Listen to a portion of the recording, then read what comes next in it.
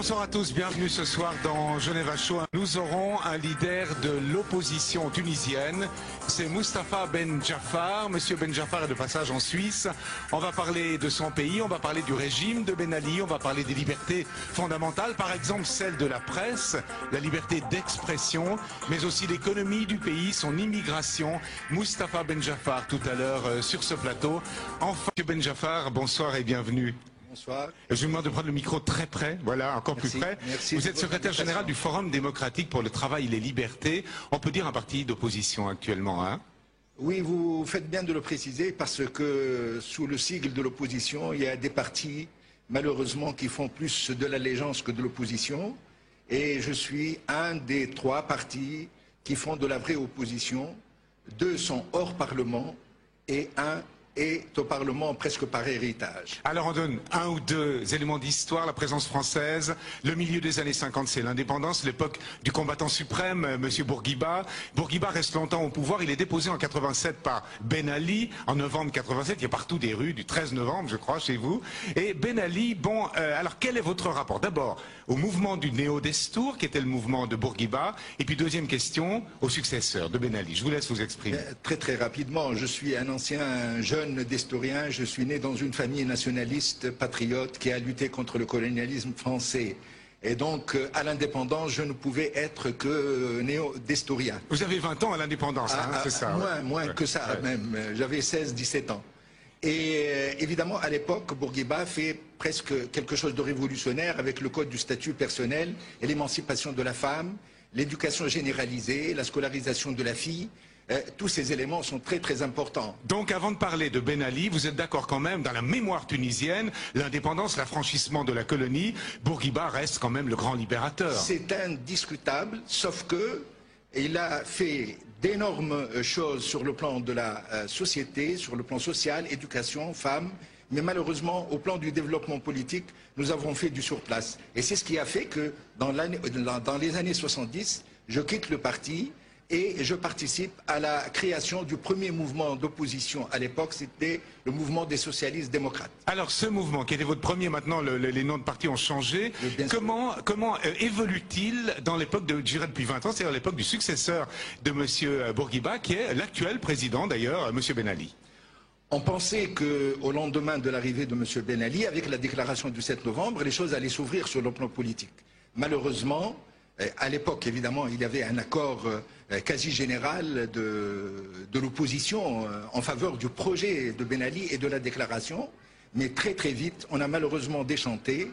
Et le président Ben Ali, qui aurait pu être le chef de tous les Tunisiens, le président de tous les Tunisiens, a préféré être le chef d'un parti. Alors, les Suisses connaissent la Tunisie, on a très souvent le plaisir de se rendre dans votre beau pays, et on dit souvent, méfiez-vous, derrière la façade touristique magnifique, les plages, les ruines derrière Kérouan, l'un des 4 lieux saints de l'islam, il y a un régime beaucoup plus dur qu'il n'en a l'air, au fond, pour les Tunisiens eux-mêmes, en matière de droits de l'homme, notamment d'opposants. On peut dire que l'opposition est, comment dirais-je, est bafouée en Tunisie aujourd'hui. Il n'y a pas que l'opposition qui est bafouée.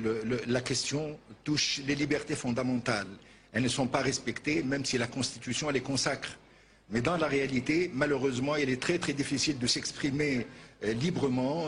Je vais vous donner un exemple. Je suis gâté par votre télévision.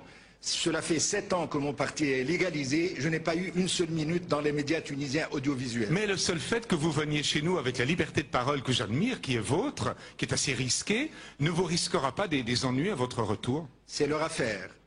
Moi, mon affaire, c'est de résister et de dire que la Tunisie a atteint un niveau de développement économique et social qui lui permet d'avoir un autre développement politique, un accès à la démocratie. Ce qui frappe dans votre discours, et beaucoup le disent, j'avais reçu un homme qui avait été votre président du Conseil constitutionnel, j'avais reçu en radio il y a une dizaine d'années, incroyable développement économique, notamment par le tourisme, et hiatus entre le développement qui souvent va de pair, les libertés individuelles. Est-ce que c'est la personne, le système de Ben Ali qu'il faut changer? Posons franchement la question. C'est pour ça qu'on parle souvent de l'exception tunisienne. Ouais. Les gens qui visitent la Tunisie, à niveau égal, il n'y a pas un autre pays dans le monde qui soit resté aussi figé, aussi crispé dans ce système de parti unique avec un pluralisme de façade.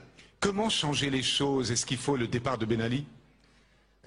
On aurait espéré que non, parce que la question n'est pas un problème de personne, c'est une question d'institution.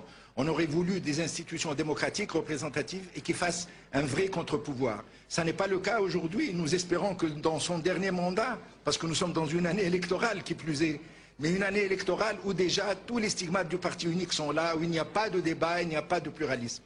Mustapha Ben Jaffar, singulier effet de miroir, singulier vraiment.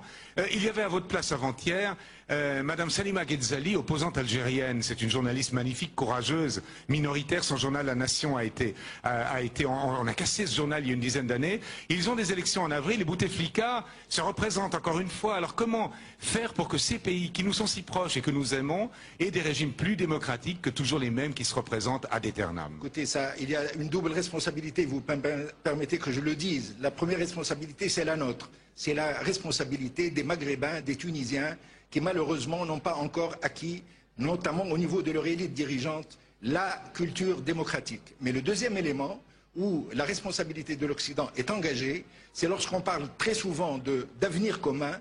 Or, un avenir commun ne peut se tisser qu'autour de valeurs communes. Cela reste au niveau du discours, mais au niveau de la pratique, on ferme les yeux et on fait presque de la compromission. Alors, Mustapha Ben Jaffar, j'aimerais quand même dire à ceux qui prennent en cours, on a là un leader de l'opposition en Tunisie qui a des responsabilités et qui a une liberté de parole comme j'ai rarement vu. Je vous remercie infiniment. Je vous souhaite une bonne soirée en Suisse. Merci beaucoup, Monsieur Ben Jaffar. Voilà, c'est la fin de Geneva Show ce soir. On se retrouve demain. Excellente soirée. À demain. Au revoir.